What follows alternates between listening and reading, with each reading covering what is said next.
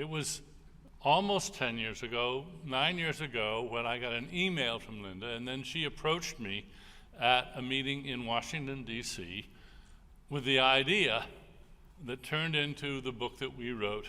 She thought we could find, and we could, thanks to Dan and others, closeted, non-believing clergy to interview. We did this as a Tufts University research project, handsomely funded by 2 Canadian benefactors, and I'm going to let her tell the story of this because it's more her project than mine. I'm the figurehead of this project, and for the last 9 years, I've been very happy to join her in making it happen.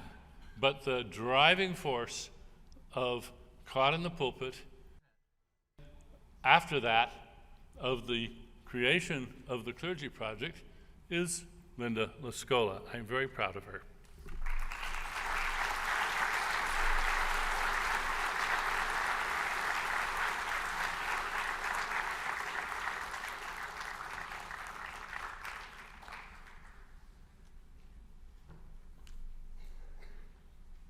Thank you very much, Dan. I'll get you tomorrow. Okay. First, I want to extend my personal welcome as a Western PA native. Hello, Yuns guys. Any of Yuns from Newcastle? Really? Got some Newcastle? Nearby, right? Okay. Anyhow, I'm from Newcastle, but I never said Yuns as a kid. My mother told me it was wrong, and she was born and raised in Pittsburgh, here on the north side. I told my girlfriends if they ever left Western PA, they couldn't say Yuns. It wouldn't fly out of the tri-state area. So now I'm back saying Yuns from a podium in a stunning downtown Pittsburgh that didn't exist when I was growing up. And I'm here to talk about something that I had no clue about back then, atheist clergy. I want to thank Dan Barker and Annie Laurie for giving me this opportunity. I'm also here to briefly discuss the non-believing clergy study I conducted with Daniel C. Dennett with help from Dan Barker. And then how it relates to and leads into the next and very exciting part of tonight's program, in which a pastor is, I can't see from here, is not so caught in the pulpit anymore. When I made my personal academic study of religion in 2005 and 2006, I learned that clergy learn about the mythological basis for the Bible in seminary.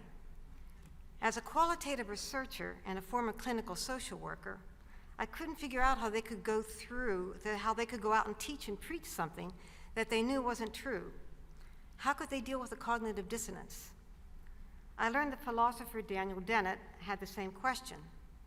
So to make a very long story short, I teamed up with him via Tufts University to conduct a small pilot study, and then a larger study of 35, including current and former pastors, seminary students, and professors. It was a qualitative study, meaning it was open-ended. There was no set list of questions asked in the same way, and it was done in hour-long interviews, 2 or 3 with most of the clergy. It resulted first in a paper on the pilot study called Preachers Who Are Not Believers, and in 2010, and later in the book Caught in the Pulpit, Leaving Belief Behind. Dan Barker provided 3 of our first 5 participants. Non-believing clergy were calling him out of desperation for someone to talk to. They knew he had once been a pastor because of his 2008 book, Godless, How an Evangelical Preacher Became One of America's Leading Atheists. One pastor called Dan on the phone with a fake name. He called himself Adam Mann. Get it? Okay. So I'm just going to adjust that. All right. Can you hear me now? Okay, good.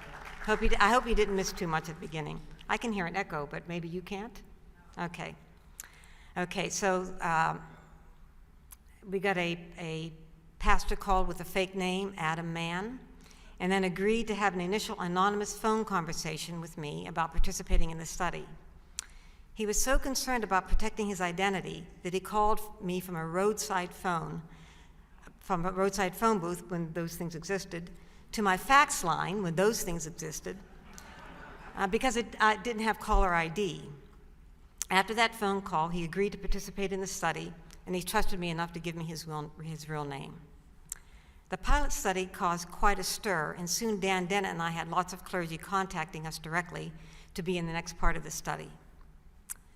This is when Dan Barker and Richard Dawkins saw an opportunity with these newly discovered atheist clergy to start the private online meeting place for apostate clergy that they had been thinking about since they first met in Iceland in the 2006 International Humanist and Ethical Union Convention.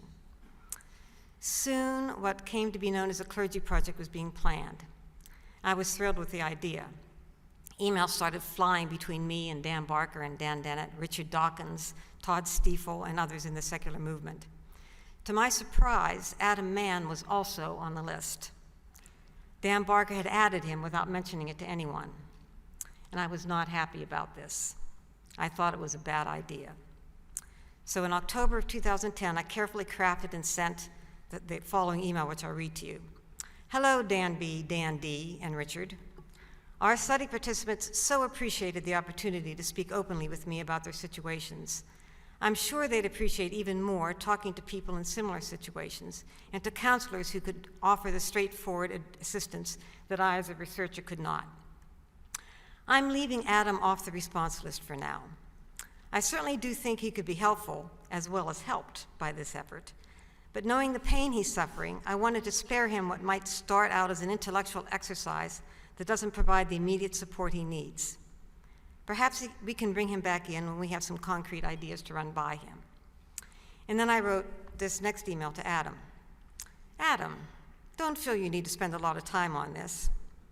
My feeling is that you should be a recipient of this service rather than focusing your energies on helping to plan it. And then I got an immediate response from Adam. No way I'm going to sit back on this one, he said. This is an opportunity to use my talents and passions for a real good cause. Maybe I can be a recipient and a contributor at the same time.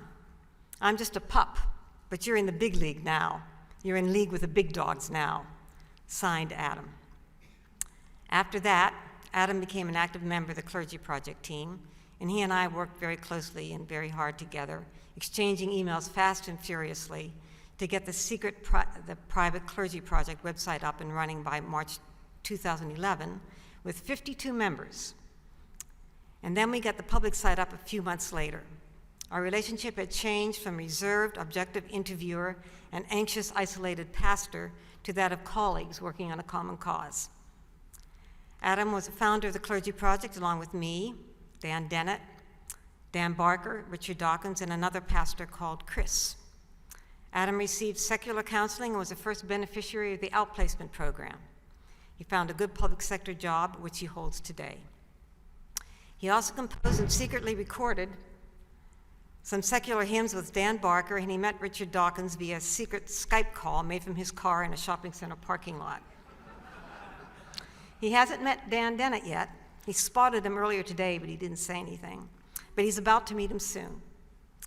After all this time, Adam decided he wanted not only to be out of religion, but to be open about it, hopefully helping others who are in the same spot he was in 7 years ago. Now I'll give the honor of introducing Adam by his real name to Dan Barker, who was his first contact in the non-religious world. There he is.